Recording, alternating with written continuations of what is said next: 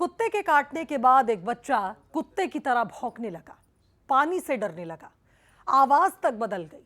डॉक्टरों ने हालत देखकर परिवार से उम्मीद छोड़ने तक को कह दिया, लेकिन फिर कुछ ऐसा हुआ जिसने डॉक्टरों और मेडिकल साइंस को भी हैरान कर दिया।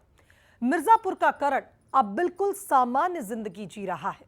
कैसे, इस स्पेशल रिपोर्ट में देखिए।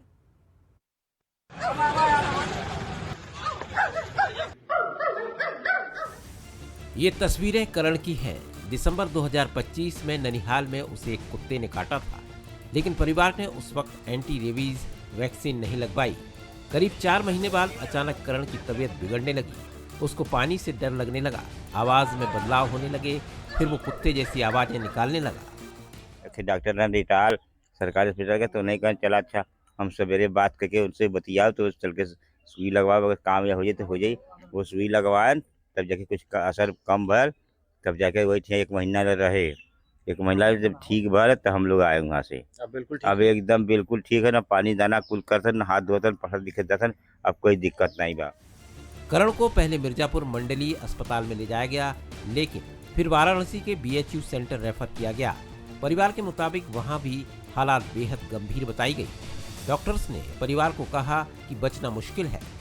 करण को अंधेरे कमरे में बंद करने की सलाह भी परिवार को दी गई और लोगों को उससे दूर रहने को कहा गया, लेकिन परिवार ने हिम्मत नहीं छोड़ी।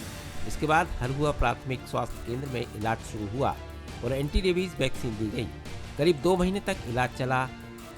करण को 7 एंटी रेबीज इंजेक्शन दिए गए और अब वही बच्चा जो कभी बीमारी के असर में कुत्तों जैसी आवाज निकाल रहा था, दोस्तों के साथ खेल रहा है, स्कूल जा रहा है और सामान्य जिंदगी जी रहा है। मामा के घर पे ठीक हुआ था। कहाँ पे इलाज चल रहा था आपका? मामा के घर पे। मामा के घर पे लगभग कितने दिन पहले काटा हुआ था?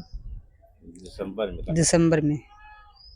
4 महीने अब बाद ठीक हो? हाँ स्कूल जाते हो? हाँ, पढ़ने जाते हैं। और क्या खेलते हो? कौन सा खेल खेलते हो? यही अभी जो खेल रहे थे, कौन सा खेल खेल? वही गोली, यही सब खेलते हैं। अच्छा, कितने दोस्त हैं तुम्हारे? और यही 4-5 है। करण की रिकवरी इसलिए भी हैरान करने वाली है क्योंकि रेबीज के लक्षण सामने आने के बाद बीमारी बेहद गंभीर मानी जाती है। डॉक्टर संतोष बिंद इसे मेडिकल साइंस के लिए रिसर्च का विषय बता रहे हैं। देखिए, रेबीज का सिम्टम अगर आ गया किसी पर्सन में, तो ये तो जो मेडिकल साइंस कहता है इम्पॉसिबल है कि वो चीज़ें रिकवर हो जाएं।